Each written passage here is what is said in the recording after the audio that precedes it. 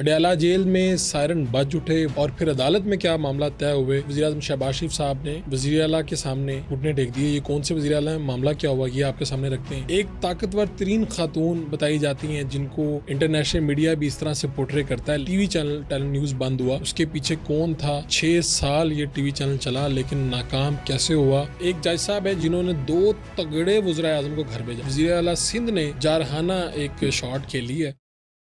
बिस्मिल्लाहिर्रहमानिर्रहीम, मेरा नाम है फ़ारूक बड़ाइच, आप मेरा यूट्यूब चैनल देख रहे हैं। आज की जो अहम खबरें हैं वो आपके सामने रखते हैं। सबसे पहली बात तो ये कि वज़ीर-ए-आज़म शहबाज शरीफ साहब ने वज़ीर आला के सामने घुटने टेक दिए। ये कौन से वज़ीर आला हैं, मामला क्या हुआ, ये आपके सामने रखते हैं। एक ताकतवर तरीन खातून बताई जाती हैं जिनको इंटरनेशनल मीडिया भी इस तरह से पोर्ट्रे करता है। लेकिन दिलचस्प बात यह है कि जब भी वो असम्बली पहुंची हैं तो उन्होंने कभी बोलना तो दरकिनार ऐवान पे उन्होंने कभी जो उनके सामने माइक है वो कभी ऑन नहीं किया। ये कौन खातून है और कितनी अहम है, ये सारी आपको बातें आज बताएंगे। अडयाला जेल में सायरन बज उठे, वहाँ पर क्या गड़बड़ हुई और फिर अदालत में क्या मामला तय हुए, वो सारी बातें भी आपके सामने रखेंगे। ख़ास तौर पर पाकिस्तान की सियासत में क्या बदलने जा रहा है और एक अफसोसनाक ख़बर कि एक टीवी चैनल टेलीविजन न्यूज़ बंद हुआ, उसके पीछे कौन था। 6 साल ये टीवी चैनल चला लेकिन नाकाम कैसे हुआ, ख़बर क्या है अंदर की, वो भी सारी आज बताएंगे। सबसे पहले आगाज़ करते हैं सेनेट से यूसुफ रज़ा गिलानी साहब का दोबारा मुंतखब होना एक अहम ख़बर है। यूसुफ रज़ा गिलानी साहब साबिक़ वज़ीर आज़म हैं, साबिक़ स्पीकर कौमी असम्बली हैं, मुल्तान से ये मुंतखब हुए थे और इन्होंने हल्फ लिया जाके असम्बली के मेंबर के तौर पे, यानी रुकन कौमी असम्बली के तौर पर। जो इनका मुकाबला हुआ था पाकिस्तान तहरीक इंसाफ के वकील हैं बड़े मारूफ, उनके साथ मुकाबला हुआ था और हुआ क्या कि उस मुकाबले में ये तकरीबन 200 वोटों से ये जीते हैं और उस पर भी काफ़ी लैद होती रही। और यूसुफ रज़ा गिलानी साहब के बारे में कहा जा रहा था कि ये सेनेट के चेयरमैन बनेंगे। लेकिन हुआ क्या, बड़ा दिलचस्प मामला हुआ। इन्होंने क्या किया कि ये सेनेट के सेनेटर भी थे, इन्होंने इलेक्शन लड़ा और जाके मेंबर कौमी असम्बली के तौर पे हलफ उठा लिया अपने 2 बेटों के साथ। इनके 2 बेटे भी कौमी असम्बली के मेंबर मुंतखब हुए हैं और एक बेटा सूबाई असम्बली का मेंबर मुंतखब हुआ है। तो कुल इनके 4 बेटे हैं। 4 में से 3 मुंतखब हो गए हैं और चौथे क्या होने जा रहे हैं ये भी आपको बताते हैं आगे चल के। तो यूसुफ रज़ा गिलानी साहब ने क्या किया कि सेनेट को, यानी जब आप कौमी असम्बली का हल्फ ले लेते हैं तो फिर आप सेनेट का आपको वो सीट छोड़नी पड़ती है। इस्लामाबाद की नशिस्त से ये सेनेटर मुंतखब हुए थे, 3 साल इनको हो चुके थे। अच्छा, मुझे भी तजस्सुस था, इधर उधर जब बात की, इंफॉर्मेशन लेने की कोशिश की तो पता ये चला कि पीपल्स पार्टी बिलावल भुट्टो साहब ने मशावरत की, मशवरा उन्हें ये दिया गया कि जी हम यूसुफ रज़ा गिलानी साहब की जो नशिस्त है ये हमारे हाथ से जाएगी, हम इसे दोबारा हासिल कर लेंगे इत्तेहादियों के ताउन से। और करेंगे क्या कि 3 साल उनके अगर वो उनको चेयरमैन सेनेट आप अभी इस तरह से मुंतखब करवा दें तो उनके 3 साल रह जाएंगे, 3 साल बाद रिटायर होंगे, उन्हें दोबारा मुंतखब कराना पड़ेगा। क्या हालात होंगे, क्या हालात नहीं होंगे। तो हम ऐसा करते हैं, कौमी असम्बली का हल्फ ले लेते हैं। कौमी असम्बली का हल्फ ले लिया, वहाँ के मेंबर बन गए, सेनेट की सीट छोड़ दी, दोबारा से सेनेट का इलेक्शन लड़ा, आज ही इलेक्शन लड़ा और आज वो सेनेटर मुंतखब हो गए हैं। अब क्या होगा, मंजरनामा क्या होगा कि जी चेयरमैन सेनेट के इस वक्त के सबसे मजबूत तरीन उम्मीदवार जो हैं वो यूसुफ रज़ा गिलानी साहब हैं।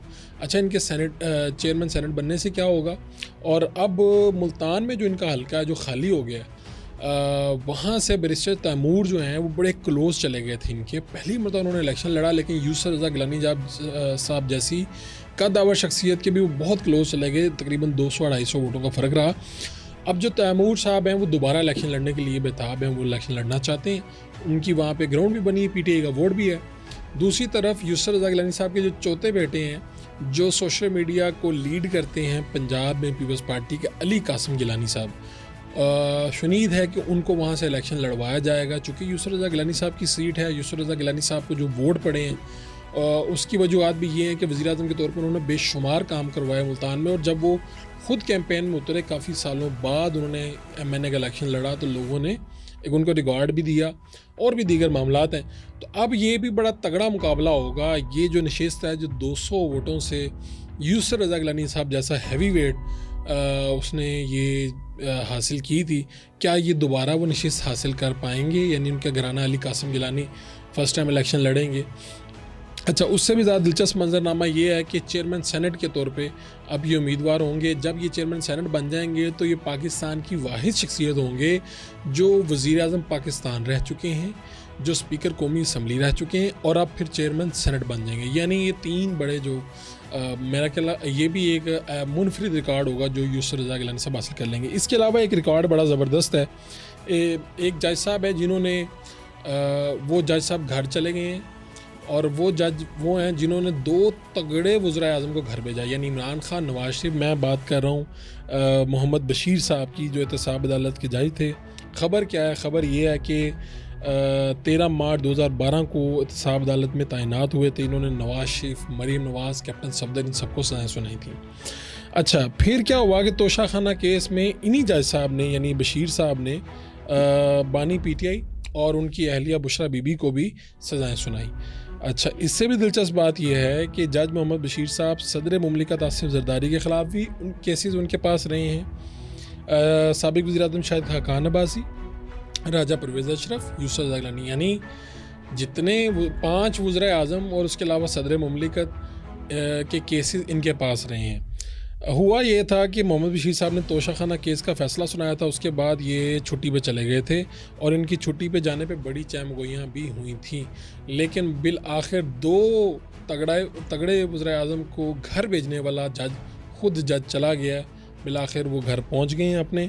और इससे भी दिलचस्प खबर ये है कि मैंने आपको बताया था कि ताकतवर तरीन खातून, ये खातून कौन है? हुआ ये कि जी ये अभी मुंतखब जो पाकिस्तान पीपल्स पार्टी की तरफ से खातून होके आई हैं, ऐवान में मखसूस नशिस्तों से के ज़रिए ये आई हैं। इनके बारे में जंग में फ़ारूक अख्तर साहब लिखते हैं, सीनियर सहाफ़ी हैं, उन्होंने लिखा कि ऐसी खातून मुंतखब होकर आई हैं, मखसूस नशिस्तों पर कामयाब होकर आई हैं, जिन्होंने 5 साल तक ऐवान की किसी कार्रवाई में हिस्सा नहीं लिया। 27 डेस्क बजाना, जब कोई मामला ऐसा होता है पार्टी के हवाले से आप डेस्क बजाते हैं, 27 डेस्क बजाना और एहतजाजी नारे लगाना तो दूर की बात, अपने नशिस्त के सामने जो माइक लगा होता है उसका बटन भी कभी इन्होंने ऑन नहीं किया। आम ज़िंदगी में भी इंतहाई कम गो। और ये खामोश ऐवान की खामोश रुकन, खामोश खातून कौन है? ये रुखसाना बंगिश हैं। ये आसिफ जरदारी साहब की पॉलिटिकल सेक्रेटरी की हैसियत से जानी पहचानी जाती हैं और सियासी हुकूमतों में, प्रेस कॉन्फ्रेंस अदालतों में, पेशियों में, मुलाकातों में, हर जगह पे आपको ये जरदारी साहब के साथ साए की तरह नज़र आएंगी। मुझे भी 1-2 जगह पे इनको देखने का मौका मिला, तो यहाँ तक मैंने देखा कि जरदारी साहब जो पानी पीते हैं वो भी रुखसाना बंगिश साहिबा वो पानी की बोतल उनको देती हैं तो उसमें से वो पानी पीते हैं। तो एतमाद का क्या लेवल होगा या क्या मामलात होंगे? जो इन्होंने फ़ाइल की बड़ी ज़बरदस्त बात बताई। उन्होंने लिखा कि नुसरत भुट्टो, बेनज़ीर भुट्टो, आसिफ जरदारी की पॉलिटिकल सेक्रेटरी रुखसाना बंगिश के बारे में सवालिया तजस्सुस बरकरार है। इनको गैर मुल्की मीडिया ताकतवर पाकिस्तानी खातून करार देता है।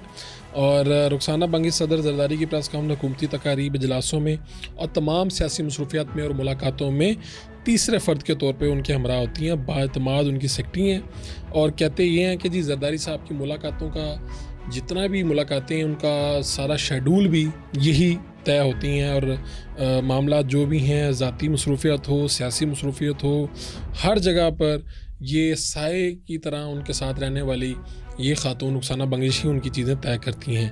कहा तो ये भी जाता है जो इसमें लिखा गया कि मुर्तज़ा भुट्टो, बेनज़ीर भुट्टो के दरमियान 1 से ज़्यादा मरतबा मुसालत, मफाहमत। मुर्तज़ा भुट्टो की हलाकत के बाद बेगम नुसरत भुट्टो यादाश्त खो बैठी। तब रुखसाना बंगिश ने पहले भुट्टो ख़ानदान की रिहाइश और फिर बेनज़ीर भुट्टो साहबा की लंदन जिलावतनी के दौरान बेगम नुसरत भुट्टो को आसिफ जरदारी के पास दुबई ये इनके मामलात करवाने में भी इनका बड़ा अहम रोल रहा और बहुत बड़ी राजदान है जिनको इस तरह से कहा गया। अच्छा, एक ये हुआ कि वज़ीर आज़म साहब ने किस तरह से घुटने टेके। जी, वज़ीर आला सिंध ने जारहाना एक शॉट खेली है और मुराद अली शाह साहब खुल के शॉट खेलते हैं। हुआ ये कि चेयरमैन अरसा लगाया गया वज़ीर आज़म साहब की तरफ से। ग्रेड 22 के एक ऑफिसर हैं ज़फ़र महमूद साहब, रोज़नामा दुनिया में कॉलम भी ज़ोके परवाज़ के नाम से लिखते हैं। अच्छा, ये अरसा क्या है? ये क्या है? सूबों के दरमियान दरियाए सिंध के पानी की तकसीम की निगरानी करने वाले इदारे को अरसा कहते हैं। ये इंडस रिवर सिस्टम अथॉरिटी है जिसका ये नाम है अरसा। और दरियाए सिंध के पानी की तकसीम और निगरानी की ज़िम्मेदारी अदारा अरसा के पास है। और इसमें होता क्या, इसकी तश्कील कैसे होती है? हर सूबे और वफाक का एक नुमाइंदा इसमें शामिल होता है। 5 अरकान में से एक रुकन रोटेशन के तहत अथॉरिटी के चेयरमैन की हैसियत से फ़राइज़ सर अंजाम देता है। तो हुआ ये कि इनका जनाब ये जो अथॉरिटी है ये भी तगड़ी अथॉरिटी है। इसका जनाब वज़ीर-ए-आज़म साहब ने तकर्री कर दी ज़फ़र महमूद साहब की, लेकिन मामलात गड़बड़ हो गए। मामलात गड़बड़ ऐसे हुए कि जो वज़ीर आला सिंध हैं और तर्जुमान सिंध हैं, इन्होंने आगे रोला डाल दिया। इन्होंने कहा जनाब हमें ये कबूल नहीं है, ना हमें ये शख्स कबूल है, ना ये फ़ैसला कबूल है। और वज़ीर-ए-आज़म साहब को देखते ही देखते ये अपना जो फ़ैसला है ये वापस लेना पड़ा, ये समरी वापस लेनी पड़ी और दरमियान में टेलीफोनिक राब्ते भी हुए। इससे पहले मैं आपको एक इन्फॉर्मेशन और भी बताता चलूँ कि 2020 में भी ये मसला पड़ा था जब इमरान खान वज़ीर-ए-आज़म थे, तो तब भी सिंध की तरफ से बड़ा एहतजाज आया था जब उन्होंने कुछ अरकान को बदलने की बात की थी। कुछ अरकान बदले भी थे, ख़त वगैरह जारी हुआ था। तो तब क्या हुआ था कि जो उस वक्त के तर्जुमान है सिंध के मुर्तज़ा वहाब जो इस वक्त मेयर हैं, उन्होंने रोला डाल दिया था। और आज की ये ताज़ा ख़बर है कि जी मुराद अली शाह साहब ने वज़ीर-ए-आज़म साहब को समरी वापस लेने पे मजबूर कर दिया है। अब जो भी लगेगा चेयरमैन वो उनकी मर्ज़ी से लगेगा। अच्छा, ख़बर जो अहम है वो ये है कि अडयाला जेल में क्या होता रहा और अडयाला जेल में सायरन बज उठे। ये सायरन किस तरह बज उठे, उससे पहले मैं आपको अदालती कार्रवाई बताता हूँ कि अदालत में क्या हुआ। अदालत में ये हुआ कि मुलाकातों के ऊपर पाबंदी लगाई गई ना, तो वहाँ पे जो सुपरिटेंडेंट है अडयाला जेल असद बड़ाई, जो उनको बुलाया गया, वो अदालत पेश हुए और वहाँ पे ना असद बड़ाई साहब पेश हुए और उन्होंने बताया जी कि कई 100 दरख्वास्तें आ रही हैं। सारी बात इमरान खान वहाँ पे कैद हैं और लोग उनसे मिलना भी चाह रहे हैं और फिर एक बड़ी तादाद है अरकान की, सेनेटर्स की, उनकी पार्टी के। तो उन्होंने बताया कि जी मुलाकातों के लिए जनाब, मुलाकातों के लिए लोग मिलना चाहते हैं और दरख्वास्तें अन्यवा आ रही हैं। तो जो वकील हैं शेर अफजल के, उन्होंने ये अदालत में कहा कि तय हुआ था कि अडयाला जेल के जो सुपरिटेंडेंट हैं वो वकला के अलावा 6 अफराद को मिलने की इजाज़त देंगे। तो जो सुपरिटेंडेंट, उन्होंने कहा मेरे पास 7000 कैदी हैं, अदालत ने योमिया 6 अफराद को मिलने की इजाज़त दी है जो हमारे लिए मुमकिन नहीं है। इस्लामाबाद हाई कोर्ट ने इस पर फिर जज साहब ने कहा क्यों ना फिर तौहीन अदालत लगा दी जाए, ज़रा थोड़ा सा डराया उन्होंने। और जो असद बड़ाई साहब हैं उन्होंने अपना जो मुद्दा बयान किया, उन्होंने कहा जी मेरे लिए मुमकिन नहीं है दाखिला जो पंजाब है, उन्होंने अपना नोटिफिकेशन निकाला हुआ है, मैं कहाँ जाऊँ, मैं तो गरीब आदमी मारा जाऊँ। यानी ये बड़े तगड़े सुपरिटेंडेंट हैं, ये लाहौर में भी यहाँ पर तैनात रहे हैं और इससे पहले भी अडयाला में रहे हैं। तो इनके हवाले से बानी जो PTI हैं वो भी एतराज़ात और इनके वकला और बड़े इनके ऊपर एतराज़ात उठाते रहे हैं, लेकिन बहरहाल ये बड़े तगड़े किस्म के सुपरिटेंडेंट हैं।